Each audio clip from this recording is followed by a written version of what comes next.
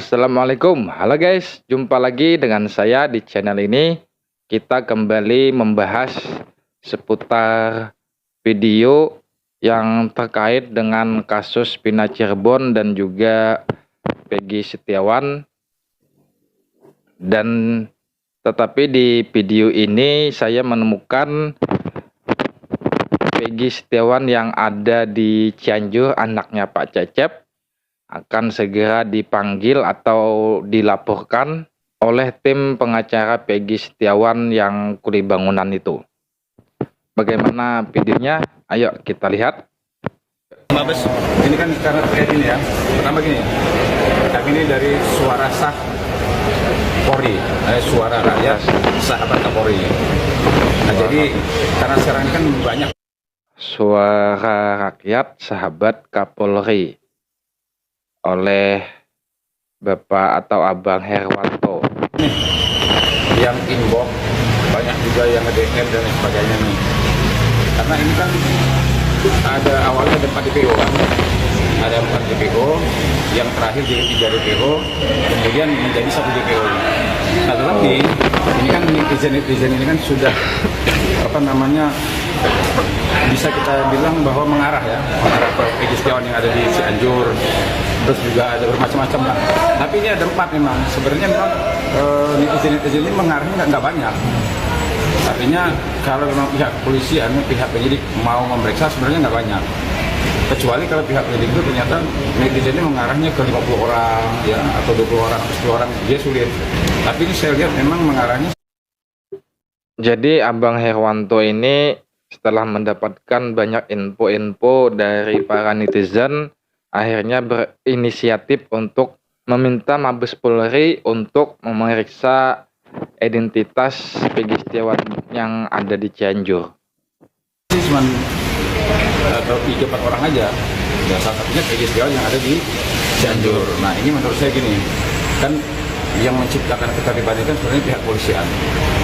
Nah saya juga, kenapa saya hari ini melaporkan, artinya mengirim surat, artinya kan kemarin pihak polisian juga menyampaikan ke masyarakat, silahkan siapa saja mempunyai info dan sebagainya, pihak Mabes Polri membuka diri, artinya siapa saja boleh melaporkan, menyampaikan kalau ada masukan.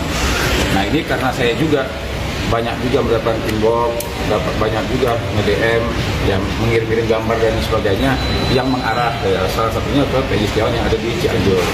Itu satu. Yang kedua, agar juga begini ya, saya juga sebenarnya jujur aja, selain juga mau menyampaikan bahwa agar pihak penyidik memanggil dan memeriksa Peggy Setiawan yang ada di Cianjur, tapi ada juga rasa kasihan juga, karena bahkan ini kan jadi diserang terus kan Peggy Setiawan juga.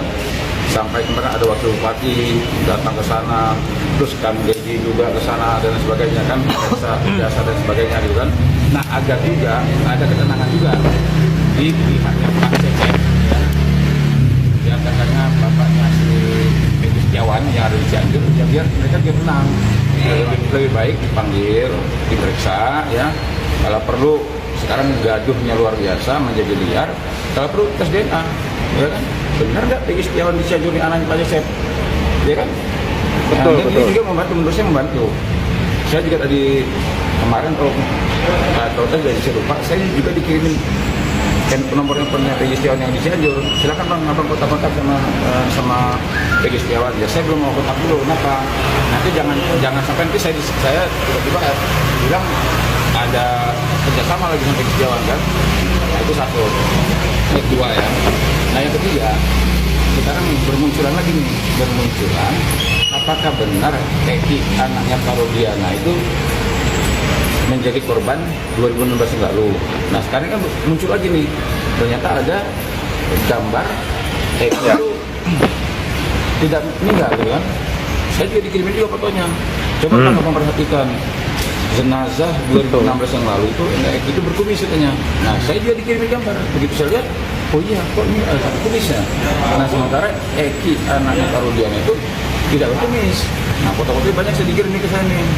Nah ini agar juga tidak menimbulkan lagi kan keresahan. Nah, artinya pihak penyidik harus menciptakan ketertiban agar tidak menjadi liar ya kabar-kabar ini menurut Ternyata bukan hanya saya saja yang mendapatkan tentang berita Eki masih hidup, tetapi abang ini juga dikirimi oleh para netizen.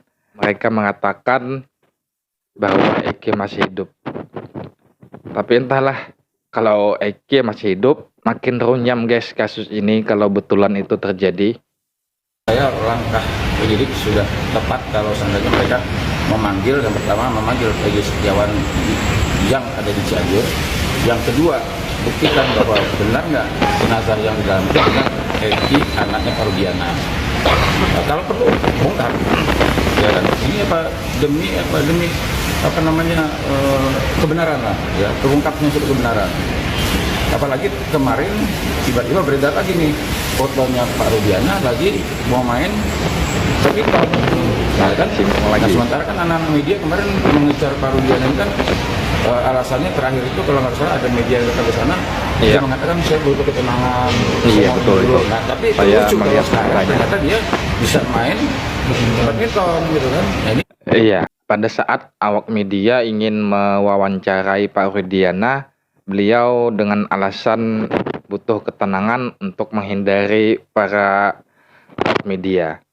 Dan ternyata beliau main badminton, perlombaan badminton.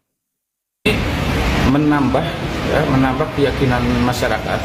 Apakah benar kalau dia sebagai orang tua korban kok bisa setenang itu?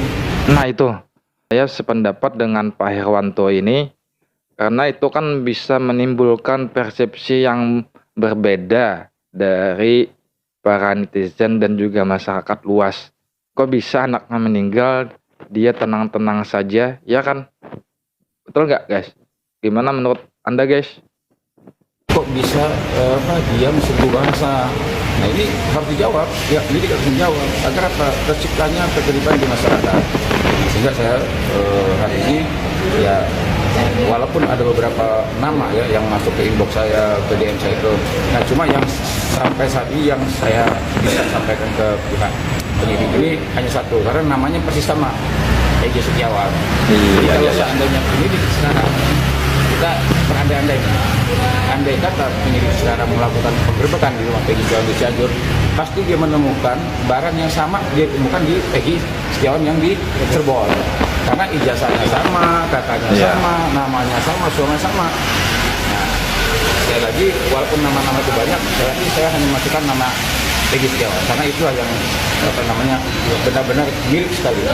Ya, Timbul kecurigaan atas Peggy Setiawan Cianjur itu karena apa juga mungkin bisa menjelaskan sedikit. ya karena gini ya, selain namanya kan namanya sama persis. Yang pertama namanya sama persis Peggy Setiawan. Yang kedua sama-sama tinggal di Jawa Barat.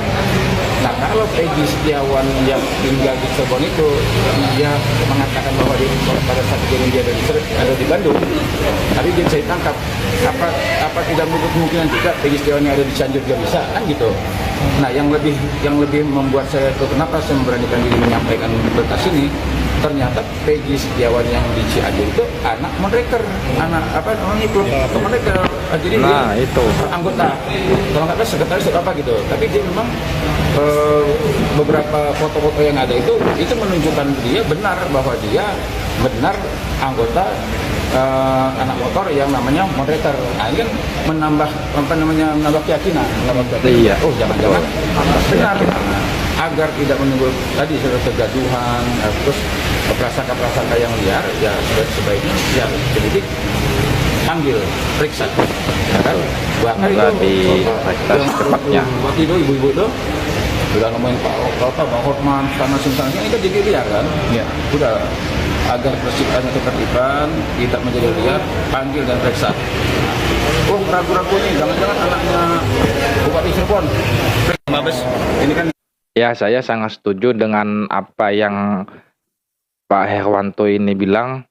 Kalau memang benar Peggy Setiawan yang asal Cianjur itu benar-benar anaknya Pak Cecep, buktikan. Ayo tes DNA, betul nggak? Kamu adalah anaknya Pak Cecep atau bukan? Kalau memang benar dia anaknya Pak Cecep, ngapain kan takut untuk membuktikannya? Betul nggak guys? Oke, kita lanjut ke video berikutnya. Bang Hotman, kalau kemunculan Peggy Cianjur, Bang Hotman, gimana tanggapannya kemunculan Peggy Cianjur yang klarifikasi itu, Bang? Saya tidak mau komentar apapun, saya hanya berdasarkan BAP. BAP menyatakan 5 terpidana mengatakan bukan Peggy pelakunya, hanya 1 yang mengatakan. Maka sebaiknya kejaksaan memerintahkan agar semua terpidana di BAP ulang oleh penyidik, tapi harus didampingi oleh tim pengacara dan juga LPSK agar para terpidana ini tidak merasa diintimidasi, agar yakin diri, ya. Jadi saya nggak begitu yakin isi BAP yang dibuat tahun 2024 karena bertentangan dengan BAP tahun 2016. Bang, gimana Bang tanggapannya soal Presiden Jokowi tidak menggubris pendapat Abang tentang Tanya aja beliau. Ya. Kecewa juga nggak sih, Bang? Tanya aja beliau. Siapa yang nggak kecewa? Kecewalah, ya.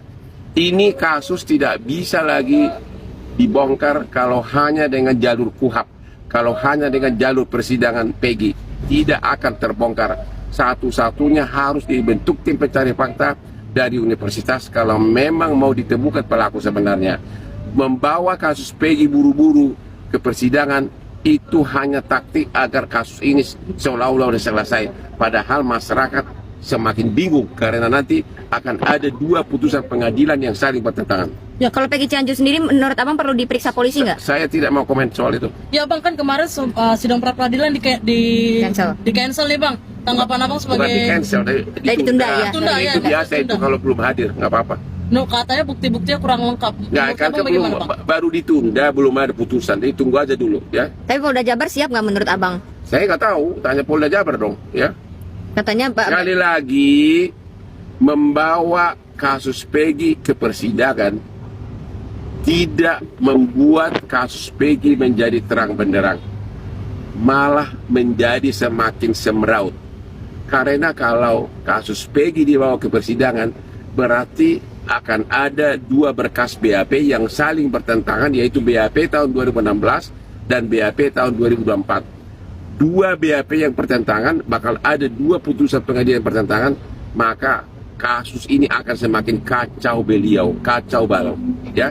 Jadi jangan, saya mohon kepada kejaksaan agar jangan begitu saja menerima pelimpahan berkas perkara dari penyidik, minta di BAP ulang semua terpidana ini, minta diperiksa ulang saksi-saksi yang meragukan. Misalnya ada saksi yang mengatakan di malam-malam bisa melihat 100 meter, ya, itu tidak masuk di akal, ya. Jadi mentargetkan Peggy agar segera divonis adalah strategi yang kurang tepat. Itu menciderai penegakan hukum. Bang, tadi kan Abang bilang 5 dari 7 terdakwa mengakui tidak mengenal Peggy yang tertangkap sekarang. 5 dari terpidana di dalam BAP 2024 menyatakan bukan Peggy pelakunya. Ya, anggap 1 mengatakan Peggy pelakunya, jadi 5 lawan 1. Bang, anggap Bang kalau memang benar salah tangkap, menurut Abang sebagai kuasa hukum atau pakar hukum melihatnya apa sih Bang yang terjadi kepada masyarakat? Justru karena tidak tahu saya apa yang terjadi, makanya harus dibentuk tim pencari fakta. Kalau misalnya benar salah tangkap, akankah masyarakat tidak percaya dengan kepolisian, Bang? Sekarang ini sudah rakyat sangat kecewa, hanya itu jawaban saya, ya. Sangat kecewa. Makanya sangat diharapkan Pak Jokowi, walaupun ini menyangkut rakyat miskin, menyangkut para buruh bangunan, apa salahnya sih Pak Jokowi berani membentuk tim pencari fakta dari para profesor hukum pidana dari universitas. Kasus Vina tidak bisa lagi dibongkar. Misteri sebenarnya hanya dengan jalur pemeriksaan melalui KUHAP atau Pro Justisia, karena sepertinya yang difokuskan hanya Peggy. Kalau Peggy dinyatakan bersalah, maka BAP-nya bertentangan dengan BAP tahun 2016. Kalau Peggy dinyatakan tidak bersalah, sama juga berkas perkara saling bertentangan. Jadi akan ada 2 putusan pengadilan yang berkas perkaranya, yang BAP-nya satu sama lain bertentangan. Itulah namanya keadilan. Berkas Peggy kan dikembalikan oleh Kejari. Itu salah satunya, Bang. Itu prosedur biasa, itu P19. Bang, bagaimana tanggapannya Rudiana muncul ke publik main badminton? Main badminton. Pada Bang. HUT Bayangkara. Saya dari awal sudah mempertanyakan kelakuan dari Rudiana karena saya menghubungi dia tidak mau jawab. Tahu-tahu sekitar 2 minggu lalu ada oknum mengaku utusan dia minta agar kami sebagai kuasa hukum dari Rudiana, tapi sepertinya seolah ada syaratnya bahwa Peggy lah pelakunya dan kami tidak mau. Ya, anehnya Bagus, Propam Pak, sudah bagus. memeriksa, katanya tidak ada pelanggaran kode etik. Kalau tidak ada pelanggaran kode etik, kenapa BAP 2016 bertentangan dengan BAP 2024? Pengakuan dari para terpidana yang Anda sudah pada saat diperiksa diperlakukan yang tidak manusiawi, itu harusnya diperiksa oleh Propam. Tapi kayaknya Propam pun tidak cukup bentuk tim pencari fakta. Makasih. Katanya tersangka orang penting, Bang. Nggak tahu, no comment. Makasih, yuk. Ya, sudah. Jadi Pak Hotman meminta kepada Pak Presiden Jokowi untuk segera membuat tim pencari fakta. Tim pencari fakta yang langsung ditunjuk oleh Presiden. Bukan tim pencari fakta abal-abal ya. Dan juga untuk membuat BAP ulang agar kasus ini segera selesai. Bagaimana guys pendapat Anda semuanya tentang pernyataan dari Pak Hotman Paris ini? Oke guys, itulah video atau berita terkait tentang kasus Bina Cirebon. Bagaimana menurut pendapat Anda semuanya? Silahkan tulis di dalam komentar. Terima kasih buat Anda semuanya yang sudah menonton video ini. Saya doakan semoga Anda semua selalu diberikan kesehatan, keberkahan, dan juga rezeki yang berlimpah. Sampai di sini dulu video kali ini. Jumpa lagi di video selanjutnya. Wassalamualaikum.